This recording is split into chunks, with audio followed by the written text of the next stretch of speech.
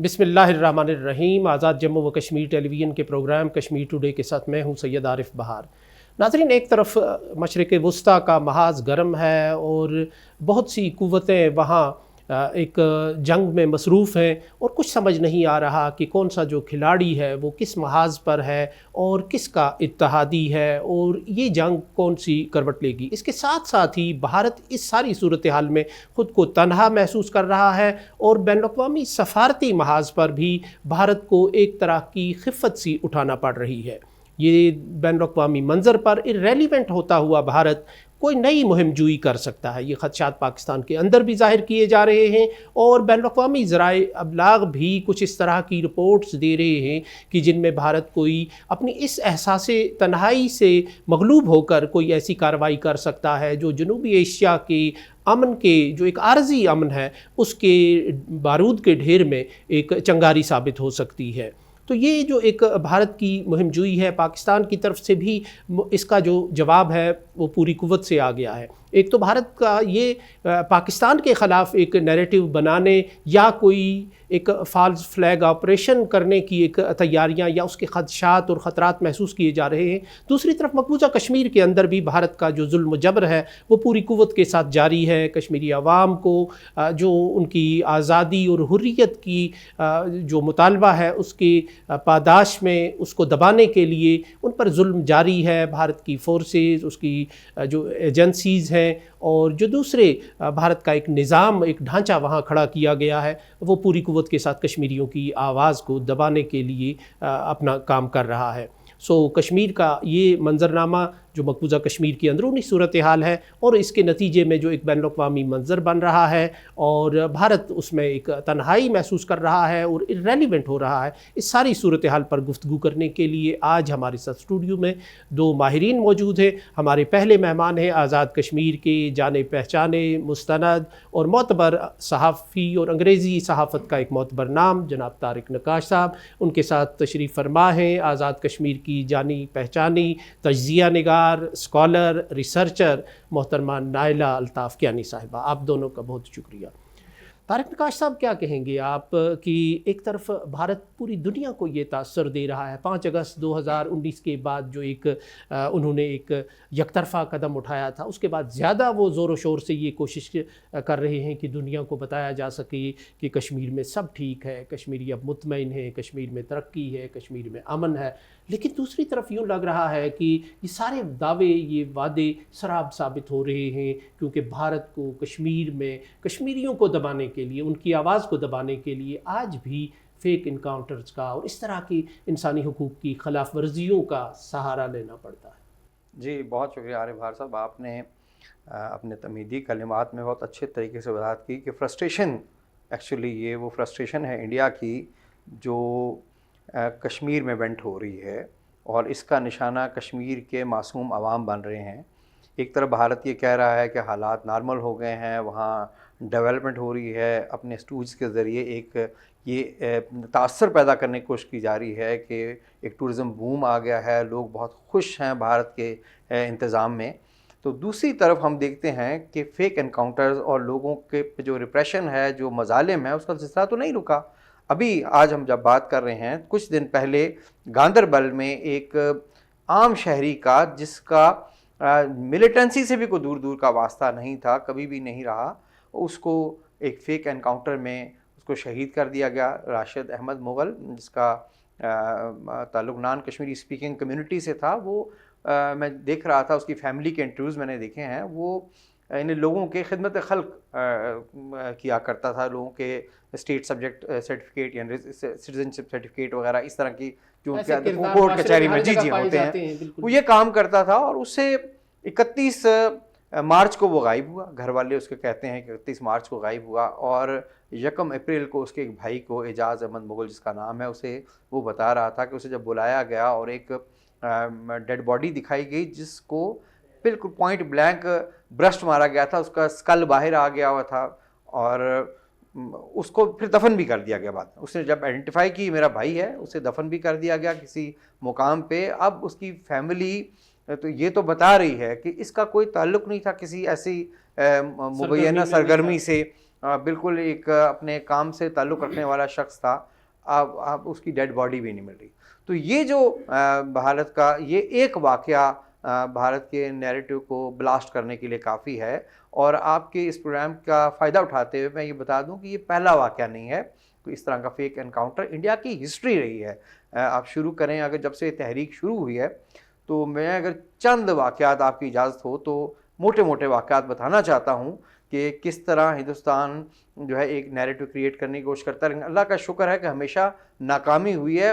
بعض اوقات تو خود اس کے اپنے اداروں نے اس کو کانٹراڈکٹ کر دیا ہے جو آفیشل کے کلیم ہوا کرتے تھے. مثلا پتھری بل ایک بہت مشہور واقعہ اگر آپ کو یاد ہو. اس کلیم کو ہندوستان کی CBI نے ایکسیپٹ نہیں کیا تھا. اس نے کہا تھا یہ غلط ہے. اور لیکن 2014 میں جو ہے اس واقعے کو ناکافی شہادت قرار دے کے ان لوگوں کو جو اس میں ملوث تھے بری کر دیا. تسلسل آپ دیکھیں میں صرف نام لیتا ہوں. یہ پتھری بل ایک ہو گیا. لولاب میں 4 ہندو مار دیے گئے 2004 میں. اسی طرح کہ یہ ملیٹنٹس تھے پاکستان سے آئے, بعد میں پتہ چلا کہ وہ راجوری سے تعلق رکھنے والے ہندو تھے. اسی گاندربل میں جہاں راشد مغل شہید ہوا ہے, یہاں 2006 کے سال میں 5 مختلف واقعات میں 5 لوگوں کو مارا گیا اور کہا گیا یہ پاکستانی ملیٹنٹس تھے. اور اس میں پھر 2007 میں سامنے آئی بات, اس میں ایک SSP اور ایک DSP کو چارج شیٹ کیا گیا, وہ بھی جو ہے بری ہو گئے کہ ناکافی ثبوت ہے. اچھا ایک چیز میں آپ سے پوچھوں گا کہ چونکہ آپ نے وہاں کے میڈیا کے ساتھ کام بھی کیا ہے, آپ مانیٹر بھی کرتے ہیں, یہ مجھے بتائیں کہ یہ جو ایسے واقعات ہیں کیا ان میں کمی آئی ہے یا اب میڈیا اتنا ووکل نہیں رہا, اتنا انڈیپینڈنٹ نہیں رہا, اب کم ہو گئی ہے رپورٹ کم ہونا. دیکھیں عارف صاحب کہ آپ کو بھی علم ہے کہ 5 اگست 2019 کو جو ماحول ہے, میں نے اسی پروگرام میں بیشتر دفعہ یہ بات کہی ہے کہ اب لوگ ہم سے سلام دعا کرنے سے بھی کتراتے ہیں, اس لیے کہ سلام دعا کرنے والا پاکستان میں وہ بھی گردانا جاتا ہے اینٹی اسٹیٹ. وہاں پہلے یہ چیزیں رپورٹ ہو جاتی تھیں. دیکھیں جیسے ماس گریوز کا 2011 میں رپورٹ آئی, ایک اس نے بھونچال مچا دیا کہ بھئی آپ نے کوئی 3000 باڈیز 2700 قبروں میں ڈالی تھیں. تو وہ جس بندے نے اس پہ کام کیا, ہمارا ساتھی ہمارا دوست خرم پرویز, آج تک وہ پابند سلاسل ہے.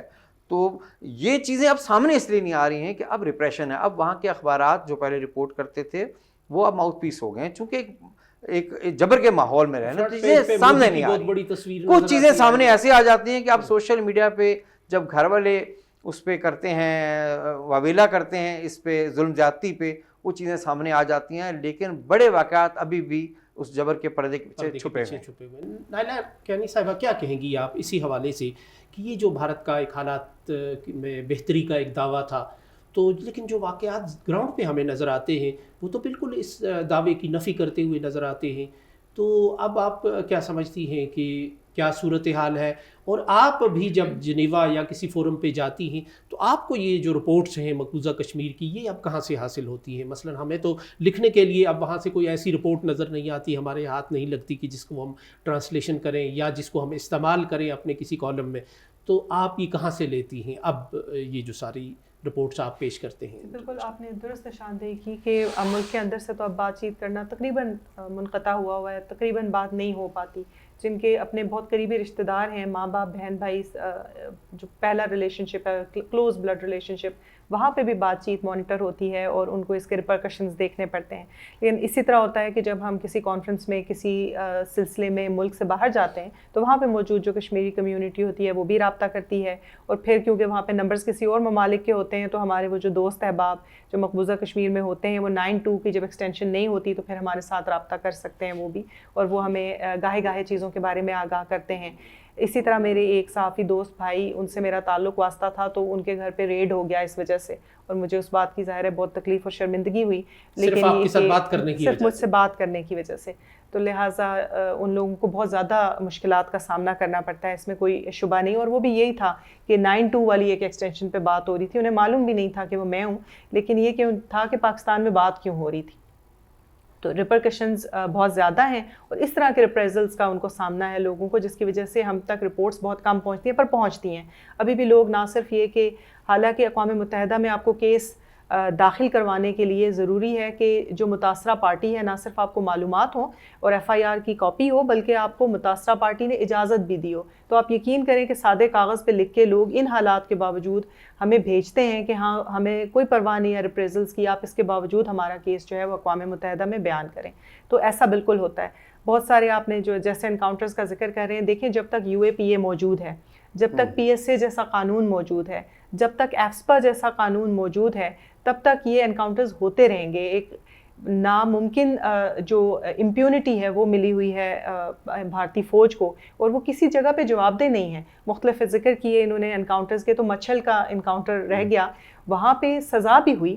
وہاں پہ 2014 میں باقاعدہ ثابت ہوا کہ ان میڈلز کے لیے ان لوگوں نے ان 3 بندوں کو اٹھایا, انکاؤنٹر کیا اور انہیں پاکستانی ملیٹنٹس قرار دیا. لیکن اس کے باوجود 3 سال کے بعد وہ سزا جو مارشل کورٹ سے ان کو ہو چکی تھی, اس کے باوجود وہ واپس لے لی گئی اور پھر ان کو امپیونٹی دے دی گئی, پھر ان لوگوں کی ضمانتیں ہو گئیں.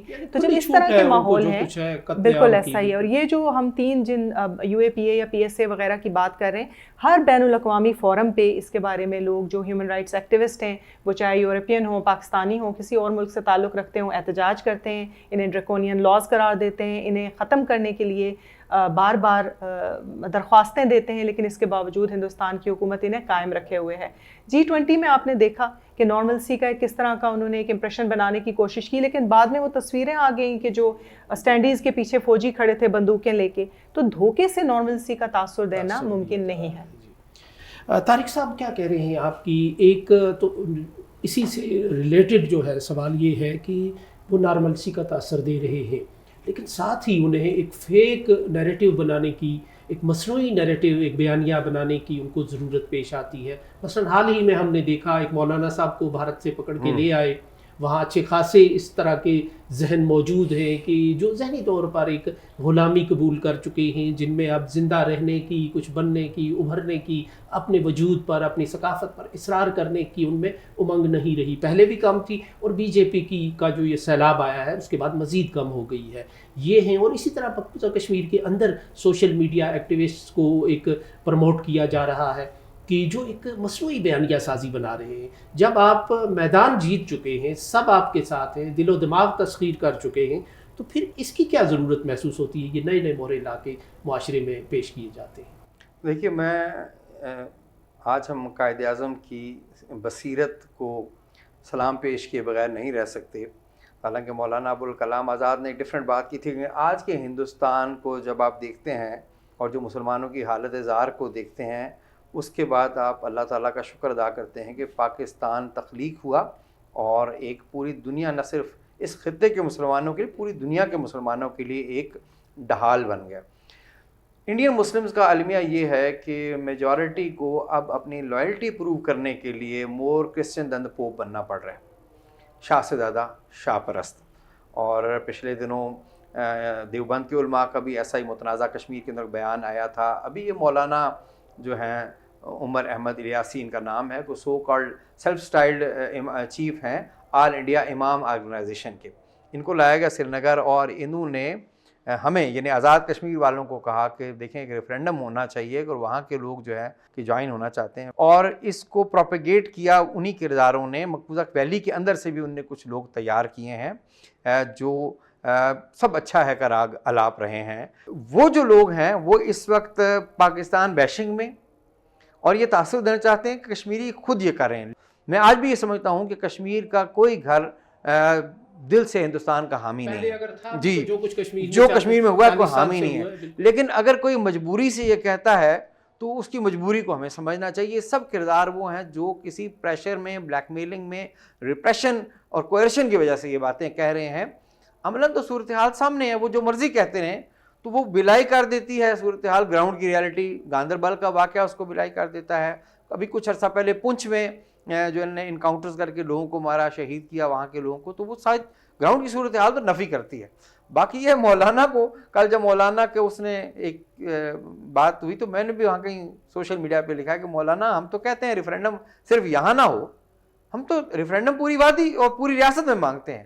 تو اگر ہندوستان کو یہ زوم ہے کہ مقبوضہ کشمیر کے حالات بہت اچھے ہو گئے ہیں, لوگ اس کے ساتھ ہیں, لوگ خوش ہیں وہاں کی مبینہ ترقی پہ, تو پھر تو ریفرینڈم پہ سے کوئی اعتراض نہیں ہونا چاہیے. ہم تو تیار ہیں, کیا کہتے ہیں, ہاتھ کنگن کو آرسی کیا, تو آ کے وہ ریفرینڈم ہو جائے تو دودھ کا دودھ پانی کا پانی ہو جائے گا. ان چیزوں سے حقیقت چھپ نہیں سکتی. یہ جو آپ لوگوں سے سوشل میڈیا پہ جو نیریٹو ڈیولپ کریں گے, گراؤنڈ کی ریئلٹی اس کو بالکل جو ہے وہ نگیٹ کر دیتی ہے, اس کو بلاسٹ کر دیتی ہے.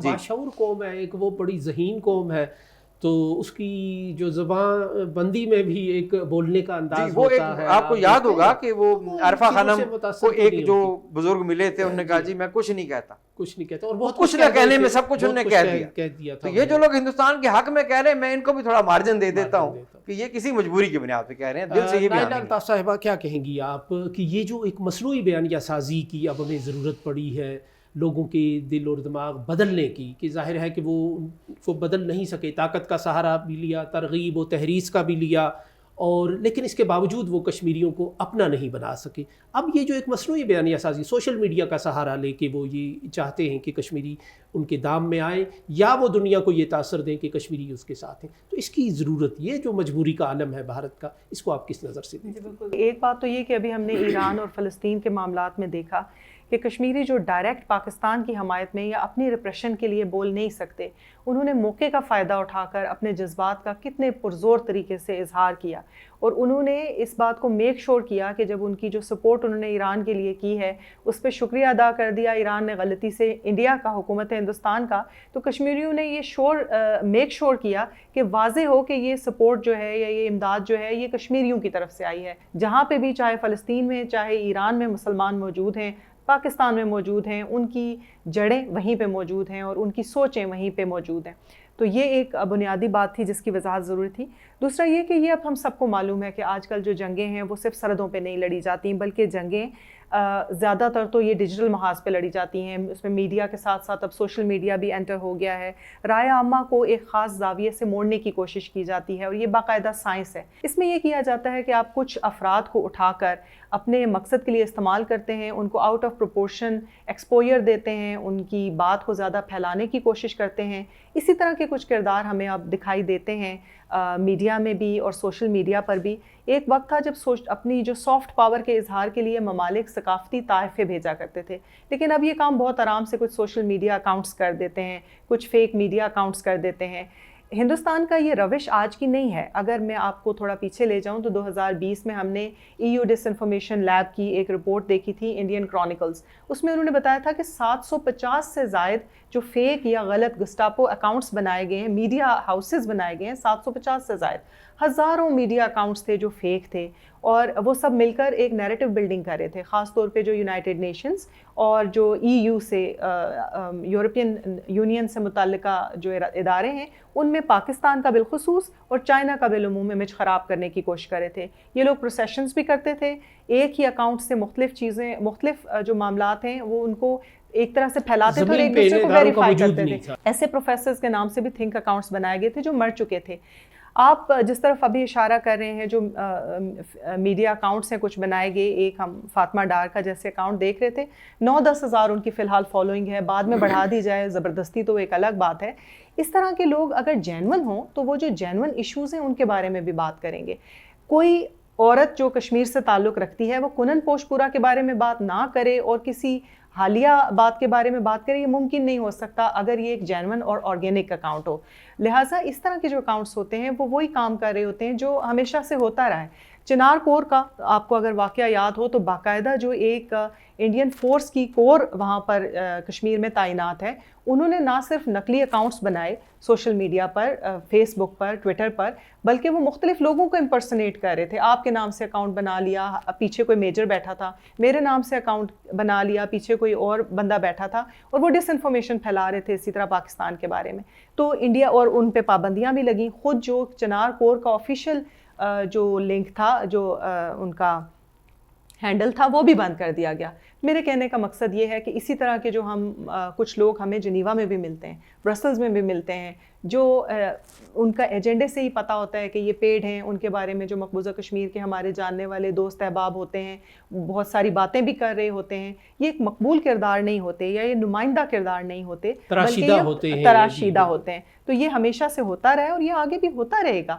یہ وارفیئر کا ایک لازمی حصہ بن گیا ہے نیریٹو بلڈنگ, اور یہ ہوتا رہے گا. اس سے آپ کشمیریوں کے ذہن اس سے متاثر ہوں گے یا کشمیریوں کے ذہن اس سے کبھی متاثر نہیں ہوتے. جیسے ابھی آپ لوگوں نے ذکر کیا, پہلگام کے بعد ہم نے دیکھا کہ تمام کا تمام ہندوستانی میڈیا کوشش کر کے ان کے منہ سے کوئی بات نکلوانے کی کوشش کر رہا تھا, اور ماشاءاللہ وہ تمام لوگ لگتا تھا کہ باقاعدہ تربیت یافتہ ڈپلومیٹس ہیں. جس طریقے سے وہ صرف اوائڈ کر رہے تھے سوالات کو, اس سے یہ پتہ چل رہا تھا کہ وہ سب کچھ کہہ رہے تھے نہ کہتے ہوئے بھی, اور ایسا لگتا تھا کہ جیسے انہیں باقاعدہ تیاری کروائی گئی ہے. وہ کوئی بھی کامن لوگ ہوتے تھے, اور اگر ایک کوئی غلطی سے کسی سوال کی زد میں آ کے کچھ بہکنے کا امکان بھی ہوتا تھا تو ارد گرد کے لوگ اس کو کہتے تھے کہ اس کو ایسے سنبھال لیتے تھے. تو اس سے پتہ چلتا ہے کہ کشمیری ایک بیوقوف قوم نہیں ہے. وہ بہت اچھی طرح جانتے ہیں کہ ان میں موجود جو ہیں صاف اور گندے دانے کون سے ہیں, اور کس کو کس ترازو میں رکھنا ہے اور کسی کس ترازو میں رکھنا ہے. طارق صاحب, ایک یہ جو فالس فلیگ آپریشن کے خدشات ظاہر کیے جا رہے ہیں, پہلے تو مختلف کہانیاں آ رہی تھیں, لیکن پاکستان کے وزیر دفاع نے بھی یہ کہا ہے کہ اس طرح کی اطلاعات ہیں, اور اگر ایسا ہوا تو ہم کلکتہ تک مار کر سکتے ہیں. یہ بھارت کے اخبارات میں بھی ان کا بیان شائع ہوا. تو آپ کیا سمجھتے ہیں ایک تجزیہ نگار کے طور پر کہ اس کی ضرورت کیوں بھارت سمجھ رہا ہے, اس کے جو امکانات کتنے ہیں, اور اگر ایسا ہوتا ہے تو کیا نتائج اس کے برآمد ہوں؟ ابھی ہم جن اکاؤنٹس کی بات کر رہے تھے تو اسی اکاؤنٹ میں سے ایک نے لکھا کہ پہلگام کی جو واقعہ ہوا اس کی اینیورسری قریب ہے, اور پاکستان نے پھر ایسے ہی فالس فلیگ آپریشن کی باتیں شروع کر دی ہیں جیسے پہلگام سے پہلے کہیں تھیں. تو پہلگام کا واقعہ ہو یا جو پلوامہ کا واقعہ ہو, یہ تو سامنے نظر آتا ہے, اور ہم نہیں کہتے, وہ ہندوستان کے اپنے لوگ کہتے ہیں, اور ہندوستان کے عام لوگ نہیں کہتے, مقتدر لوگ کہتے ہیں جو اقتدار کا حصہ رہے ہیں. یعنی وہ گورنر تھے جن کی ڈیتھ ہو گئی, ستیہ پال ملک, انہوں نے کہا, وہ جو ایک پولیٹیشین ہے ویسٹ بنگال والی, انہوں نے کہا یہ تو اس لیے کیا گیا تھا کہ ہندوستان کو جو اپنی انٹرنل پالیٹکس ہے اس میں ہندو ووٹ بینک کو نہ صرف یہ کہ برقرار رکھنا ہے, اس جماعت کو جو فینیٹک پارٹی ان پاور ہے, بلکہ اس کو بڑھانا ہی ہے. پلوامہ کے بعد جنرل الیکشن تھے, اور ابھی جو پہلگام ہوا اس کے بعد ان کے اسٹیٹس کے الیکشن تھے, اور انڈیا کا خیال یہ تھا کہ پہلگام کی بنیاد پہ پاکستان کو میلائن کرنے میں کامیاب ہوگا. لیکن وہ قرآن میں اللہ نے کہا ہے کہ وہ اپنی تدبیریں کرتے ہیں, اللہ اپنی تدبیریں کرتا ہے, اور اللہ بہترین تدبیر کرنے والا ہے. جس سوچ کے ساتھ ہندوستان نے پہلگام کیا وہ کامیاب نہیں ہوئی. دنیا میں کہیں بھی ہندوستان کا نیریٹو بائی نہیں ہوا, بلکہ ابھی میں دیکھ رہا تھا پچھلے سال انہوں نے اس کے بعد ہی 3 کشمیریوں کو شہید بھی کیا ہارون کے مقام پہ, اسی طرح کے ایک فیک انکاؤنٹر میں, جس کی ہم نے پروگرام کے ابتدا میں بات کی کہ یہ لوگ جو ہیں پہلگام کے اس واقعے میں ان کا بھی ہاتھ تھا. تو ابھی بھی یہ خدشات تو ہیں. دیکھیے جو آپ نے شروع میں بات کہی کہ جو اس وقت انٹرنیشنل ڈپلومیسی ہے اس میں ہندوستان کہیں نظر نہیں آ رہا, اور اس بات پہ اسے اس کے بڑے بڑے لوگ جو ششی تھرور جیسے لوگ اور بہت سے لوگ, ہاں راہل گاندھی تو خیر چلیں ان کا پولیٹیشین ہے, مد مقابل ہے, اس نے, وہ سب لوگ کہہ رہے ہیں کہ بھئی جو پاکستان کے بارے میں انہوں نے ایک لفظ استعمال کیا آؤٹ آف فرسٹریشن, وہ واپس پڑ گیا ان کے اوپر. انہوں نے کہا جی اگر آپ کو ایسی آفر ہوتی تو کیا ہوتا. ہاں سب لوگوں نے کہا. تو وہ اس وقت اٹینشن کہیں نہ کہیں ڈائیورٹ ہونی ہے, اٹینشن میں ڈائیورٹ کرنی ہے, اور اپنے آپ کو کہیں یعنی اپنے وجود کا احساس دلانا ہے. ہندوستان نے جو اس وقت بالکل آئسولیٹ ہو گیا, جیسے آپ نے کہا ارریلیونٹ ہو گیا ہے, اسے کہیں نہ کہیں اپنے وجود کا احساس دلانا ہے. چھوٹا موٹا واقعہ کو ضرور ہو سکتا ہے, اور ہمیں اس کے لیے پوری تیاری ہونی چاہیے. خواجہ آصف کا بیان تو ویسے نہیں ہوگا کہ وزیر دفاع ہیں اور ایک اسٹرانگ انٹیلیجنس نیٹ ورک سے رپورٹس لے کر انہوں نے بات کی ہوگی. تو ہندوستان میں کہیں نہ کہیں یہ ضرور تیاری ہوگی کہ وہ جو ہندوستان کی حکومت کو جو خفت اٹھانا پڑ رہی ہے اس وقت, اس وار جو آن گوئنگ وار ہے اس وقت, اسرائیل اور ایران اور امریکہ والی وار جو ہے, اس میں خفت اٹھانا پڑ رہی ہے, اس سے لوگوں کی توجہ ہٹانے کے لیے وہ کوئی نہ کوئی یہاں چھوٹا موٹا کارروائی ضرور کر سکتا ہے. اگرچہ میں یہ سمجھتا ہوں کہ اس وقت اسے امریکہ کی طرف سے ایسی کسی کارروائی کے لیے اسے کوئی گو ہیڈ نہیں ملے گا, کیونکہ مودی فرسٹریشن کی انتہا پہ ہے, تو کچھ بھی آپ اس سے توقع جو ہے وہ کر سکتے ہیں. اور ماضی میں ہم نے دیکھا کہ جو شخص اپنی ہی فوج کو 40 فوجی مروا سکتا ہے اپنے پلوامہ میں سیاسی اپنے بیانیے کو پروان چڑھانے کے لیے, تو وہ کچھ بھی کر سکتا ہے. تو ہماری طرف سے اس کی تیاری ضرور ہونی چاہیے. نائلہ الطاف صاحبہ، میں آپ سے پوچھوں گا کہ آپ کی اس حوالے سے کیا رائے ہے، اور کیا ہمیں اس حوالے سے ذہنی طور پر، عملی طور پر تیار رہنا چاہیے؟ کیا سمجھتی ہیں آپ، کس حد تک یہ خطرات اور خدشات موجود ہیں؟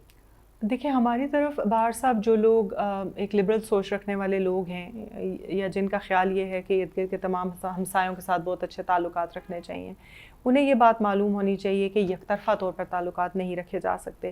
آپ ہندوستان کو دشمن ملک سمجھیں یا نہ سمجھیں، ان کے نروز پہ آپ ہی سوار ہیں۔ یہ ہر موقع پہ اور ہر بات سے وہ اس بات کو آگاہ کرتے ہیں، ہمیں بتاتے ہیں۔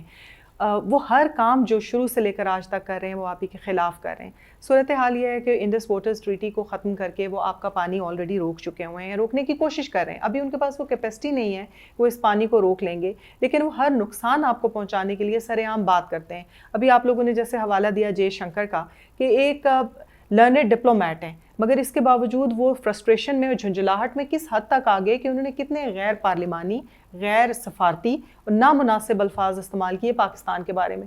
الٹا ان سے سوال ہوا کہ اگر پاکستان میں مہذب الفاظ میں کہوں گی کہ پاکستان اگر بروکر ملک ہے، تو آپ جو پچھلے اپریل 22 سے کوششیں کر رہے تھے 2022 سے کہ یوکرین میں آپ کسی طرح ثالثی کا کردار ادا کریں، تو وہاں پہ آپ وشو گرو کیسے تھے، اور جب یہی کردار کسی اور کے حوالے ہو جاتا ہے تو آپ اس کے لیے ایسے الفاظ استعمال کرتے ہیں۔ ان کے اندر ابھی ہندوستان کے اندر سین وائسز موجود ہیں جو بات کو صحیح بات کو صحیح اور غلط کو غلط کہنے کی ہمت رکھتے ہیں۔ انہی آوازوں کو وہ ڈسینٹ کے ذریعے، ڈسینٹ کی ان آوازوں کو دبانے کی ہندوستان مختلف طریقوں سے کوشش کرتا رہتا ہے۔ ہندوستان کی طرف سے اس طرح کے فالس فلیگ آپریشن، جیسے کہ طارق صاحب نے بالکل درست ذکر کیا کہ انہوں نے کہا تھا کہ یہ جو آپریشن سندور ہے ختم نہیں ہو رہا، اس کا 2.0 آ رہا ہے، لیکن وہ نہیں آ سکا۔ یہ فرسٹریشن، سفارتی محاذ پہ اکیلے ہونے کی فرسٹریشن، اور پھر یہ ہم دیکھ رہے ہیں کہ جس طرح ایک پروپیگنڈا پاکستان کے خلاف استعمال کیا جا رہا ہے، ایک پروپیگنڈا وارفیئر شروع کیا گیا ہوا ہے، یہ سب چیزیں انڈیکیٹ کرتی ہیں کہ ہندوستان چین سے نہیں بیٹھے گا۔ خاص طور پہ ایران وار کے بعد جو اکنامک حالات وہاں پر اتنی بری طرح خراب ہو رہے ہیں، ظاہر ہے وہ یہ چاہیں گے کہ لوگوں کا غم و غصہ جو ہے وہ کسی اور طرف ڈائیورٹ ہو۔ تو بالکل ہمیں نظریاتی محاذ پہ بھی اور جو ہمارا عسکری محاذ ہے اس پہ بھی تیاری مکمل رکھنی چاہیے۔ بہت بہت شکریہ طارق پرکاش صاحب، نائلہ الطاف صاحبہ، آپ کا بہت بہت شکریہ۔ ناظرین، آج ہمارے دونوں مہمانوں نے اس بات کی ضرورت پر زور دیا کہ بھارت ایک ایسا دشمن ہے جو مکار ہے، عیار ہے، اور کچھ بھی کر سکتا ہے، اس سے کچھ بھی متوقع بھی ہے، اور وہ ایک کوئی مہم جوئی بھی کر سکتا ہے۔ گو کہ عالمی حالات اس کی اجازت نہیں دیتے، لیکن بھارت کے مقابلے کے لیے بہرحال ہمیں ہر سطح پر تیار ہونا چاہیے۔ اور یہ بات بھی آج کی گفتگو سے عیاں ہو رہی ہے کہ کشمیری عوام بھارت کے کسی بھی ہتھ کنڈے کو قبول کرنے کو تیار نہیں ہے۔ وہ ایک زندہ قوم ہے، ایک باشعور قوم ہے۔ بھارت جس قدر بھی ان کو گمراہ کرنے کی کوشش کرے گا، کشمیری عوام اپنے تاریخی اور روایتی بیانیے کے ساتھ جڑے رہیں گے۔ سو اس کے ساتھ ہی اجازت دیجیے۔ اللہ نگہبان۔